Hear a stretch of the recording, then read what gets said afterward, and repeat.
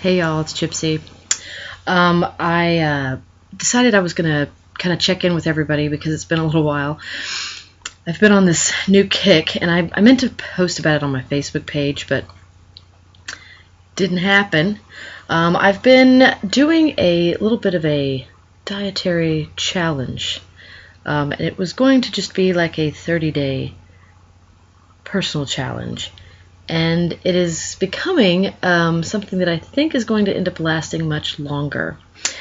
I was actually kind of inspired by Amber Honeyraven and her whole weight loss journey, get healthy, clean it up kind of thing that she's been doing lately.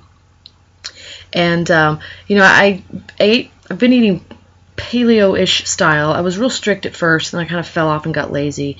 And I definitely noticed a difference. And just how I felt. I don't know, I've never really been diagnosed with IBS, but I've read enough about it, and I'm pretty sure I would be kind of, on the edge of that. And so I've learned that when I don't eat gluten, I don't have near the gut troubles that I had before, that I just kind of accepted as that's how my body worked. It turns out it's not. Actually, my body just hates gluten. So I was like, oh, okay, cool. That's easy enough. We'll eat bread and pasta. They got nowadays they have 50,000 versions of everything anyway. So it's like, okay, well, I'll just get the kind that doesn't have the gluten in it. But recently, Ember kind of planted this vegetarian seed. Aren't they all? But you know what I mean. And I'm like, there's so many people nowadays that I hear doing this, and I'm thinking, I'm going to give it like a shot. When I was in college, I tried the vegan thing for a little while, and it was like, no. But when you're at the mercy of the dining hall and whatever you can get your hands on, and pizza at midnight because you're cramming for a test, kind of hard to stick to rules, especially if that's not something you're already kind of doing. So that was an epic fail. But more recently, I've gotten pretty good about, when I really set my mind to it, I can stick to it. I've had a hard time with like peer pressure. Loverboy's not exactly the cleanest eater on the planet, though he does try. There's things that he sees as not really being that bad, and really they kind of jack me up. So it's like, meh. So I recently decided to go farther than vegetarian. I've gone all the way vegan. In fact, I've gone, what did I start this, like, May 7th or 8th or whatever that was Mother's Day weekend. The week before that. So the week before Mother's Day, that Tuesday is whenever I really started it hardcore.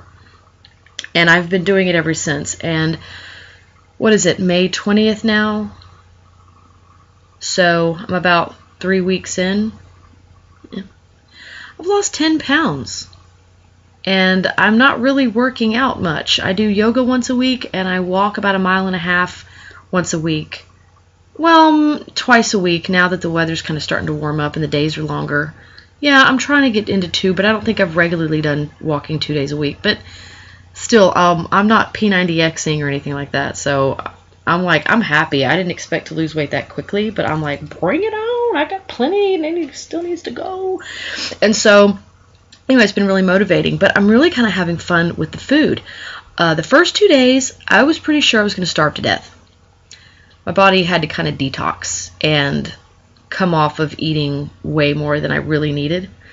And that was a little bit of an adjustment. And I was like, you know what? I've heard that if you just stick with it, all of that other stuff will go away and you'll start feeling better. And sure enough, y'all, I mean, seriously, my energy level's gone up and I'm eating less calories. I wake up in the morning like, bam, and I used to be one of these people that was like, the lights, why are all the lights on? It took me like 1.5 hours to wake up. I've never been a morning person. I freaking hate, it's like just waking up in the morning pissed me off. So that's been kind of nice, being able to just get up and get into my day and just be awake whenever the alarm goes off. I'm like, ready to go, time to take my shower, time to make my breakfast, time to get all the kids, blah, blah, blah. So that's been really kind of nice. And so I wanted to share with y'all some of the books that I got. In fact, Amber Honeyraven posted about this book the other day. She was doing a book haul, and this was one of her non-witchy books that she had. And I was like, oh my God, I have that one. One Dish Vegan. Really awesome book. I've actually cooked, what was that one we had? We had a pasta dish that was, oh, sorry. I'm on the bed, so my computer's not exactly steady. I have a loud bed. That sucks. But there's a pasta recipe in here that you use Great Northern beans, cannellini beans, or whatever you call them, the big white beans. You use that to make a cream that you add to your pasta sauce. It makes it like a creamy pasta sauce, like a vodka sauce almost, kind of. And then I use, of course, gluten-free fettuccine, and the kids loved it, and everybody loved it, and I was like, yeah, score. There's no meat in it. So anyway, that was kind of a surprising success, because the family's kind of like, we're not eating meat for dinner, and I'm like, I'm not cooking just for you people, okay? I'm the one that cooks. I'm the one that buys all the food. You're going to eat vegan for dinner from now on. I don't mess with the kids' lunches. You know, I don't know enough about children's alternative nutrition. I'm leaving their lunch meat, which I try to get, you know, as good as I can lunch meat. I leave that alone. I leave their, you know, I let them have cheese and the milk because the dairy, you know, the calcium. It's like they're just, I don't want to force this on anyone else until I get really good at it, and then maybe I'll start, you know, introducing more things that are really tasty and that I know that they're going to transition with. But I'm not going to force this on anybody. This is my bag, except dinner, because I'm not cooking meals for me and meals for you and meals for you. I don't play that game. Mama's cooking dinner, and if you want to eat, eat. And if you don't, we'll try again for breakfast. You won't starve overnight. That's how we roll. But anyway, One Dish Vegan, I highly recommend this book. It's very cool. I got it because of the one dish part. That's kind of a big deal for me because I do, you know, I'm kind of a busy person, and I love having not much to clean up. So if you're doing vegan, or if you just want to try something new, I mean, you don't even have to be like, I'm a vegan every day. If you just want to try some cool dishes and like use some different foods that you're not used to cooking with, jicama. Well, how the hell often do you eat jicama? I don't eat it very often, but it's not bad shit. Anyway, so One Dish Vegan.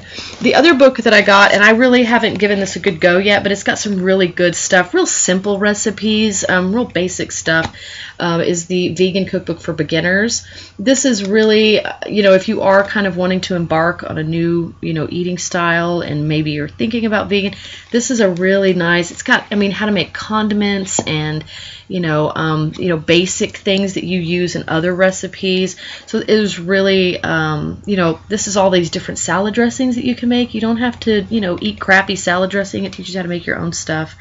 You know, and then it's got some really cool oatmeal recipes for breakfast. In fact, I think I may do this maple cinnamon oatmeal.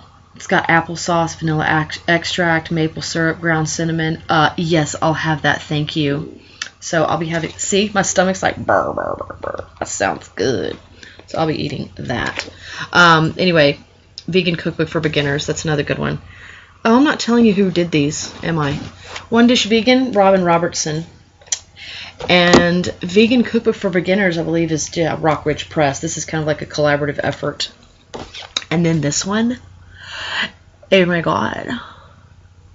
I just have to tell you. This one was inspired by my sweet, loving Goo. She is quite the little chef, and she's really of like a dessert master. I mean, the child was making ganache when she was like 13, and I'm like, ganache, what the frack are you talking about? That sounds hard. You know, I mean, the kid, she loves, like, her thing that she loves to make are French macarons. And she's actually getting to be better and better at them every time they're really hard to make, y'all. If you've never made French macaroons, they're actually spelled macaron, but I don't know how you, whatever. Those little sandwichy things, they're getting so popular now. Those are really tricky to make. You've got to do them just right. And she's getting it down, and every time she makes them, they're better than before, and they're so chewy, just right texture. Oh, I can't wait for her to come home for the summer. And it's okay, because I got this cookbook just for her to cook for me out of, called Rawsome Vegan Baking. It's a bonus vegan because it's raw. It is not, you don't have to bake nothing. This has got cupcakes, cakes, it's got all kinds of little like snack bars. There's, I mean, it's like the world is mine again. I don't have to give up anything. This teaches you how to make peanut butter cups, like Reese's peanut butter cups. You can make almond joy bites, like with coconut, you know, and like chocolate. Sorry, that was rude. I kind of burped a little. I do that a lot, don't I? Double decadence chocolate silk cake with hazelnut crust. Stop it! Please tell me this doesn't look freaking awesome. So I have to say, I have not done any of these recipes, but I'm looking at them. Dates are a huge thing as far as sweetening, making kind of like crusts, you know, holding the crust together and making them sweet. A lot of the crusts are made out of nuts, almonds, or was it buckwheat groats and oats and things like that. You know, just lots of cocoa or cacao or however they say it, C-A-C-A-O. I just say cocoa because it's what I'm used to saying. Caramel mocha bars. People, come on. Tell me this is not looking awesome. You know, and it's like such easy stuff, and you basically just put all the ingredients together. 9 times out of 10, you're going to stick it in the fridge for a little while and let it chill and, you know, kind of like solidify again, because a lot of it has, I mean, I guess you do have to melt some chocolate once in a while. So if you're hardcore about not cooking anything, then, okay, some of these recipes you've got to at least melt the chocolate, but you don't actually, like, cook the food. Okay, it is all like creams, and there's several recipes that use avocado because they're so creamy. I have an oral allergy to avocado. It makes my mouth itch like crazy, so I'm probably gonna have to skip on those, but I can still make them and serve them when I do stuff and have friends over. So anyway, all kinds of really awesome stuff. So if you are, you know, again, if you're on a vegan path, or if you're thinking about trying vegan, but, you know, you're like not sure, or if you have different dietary things, check this book out because it is awesome. There is not one recipe in here that uses sugar.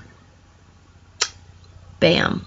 There's it does call for, like, I think there's a couple recipes that, like, use your favorite liquid sweetener, so like agave or maple syrup, or, you know, if you use the stevia stuff. I am not a fan of stevia. I just feel like I am outside the loop. I do not care for that stuff, and if something is made with it, I will pin it down. I'm like, that's got stevia. I do not like that. I'm sweet. So I'm, you know, I think I'm gonna have to eventually, like, break down and get used to it and just acquire a taste, or figure out ways that, you know, maybe some contexts I can like it and others not so much, like in drinks. Ew. I'm sorry, no. That shit ain't going in my tea. I'm all about the honey. And I know that what I understand about honey, and y'all pipe in if you're vegan, honey's kind of a gray area. I could see where some people could be like, no, because it has something to do with a living creature. But yeah, I don't know. I'm just gonna be all honest about it. I eat honey, and I have no intention of not eating it, because that's what goes in my tea. So, you know, when I'm gonna make myself a little cup of yerba mate, I'll be putting honey in it. So there's that. You know, I'll be honest. I'm not vegan. I'm not doing this vegan thing for any sort of hippie earth reason. And I say that with love, because I am kind of a hippie about certain things, so I can say that. It's not offensive when I say it.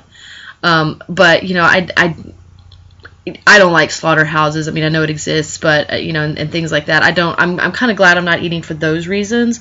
But, I mean, I'll be honest with you. If I go out to my parents' house and my dad has made, you know, venison backstrap, smoked backstrap from a deer that he himself shot in his property, then yeah, I'll probably eat a bite or two, just because it's good, and because it's all natural. It is grass-fed, home-harvested deer. So yeah, that's not the same thing as eating slaughterhouse beef and, you know, chicken farm chicken and things like that.